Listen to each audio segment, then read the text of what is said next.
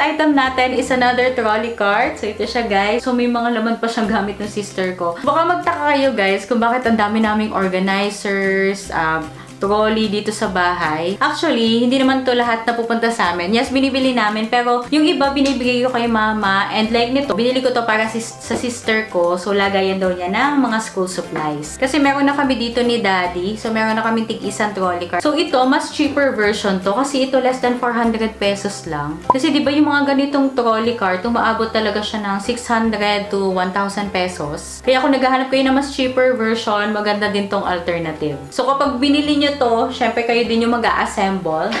Ayan. But super dali lang niya i-assemble. Para lang siyang yung bathroom rack na shinare ko kanina. So, hindi nyo na kailangan ng screw or wala kayong pupukpukin or papakuan dito. Tapos, yung material niya is plastic. Ayan. Yung mga patungan niya dito, plastic. Ito, plastic din. Pati yung handle pala niya, plastic din to. And ito naman, parang metal to.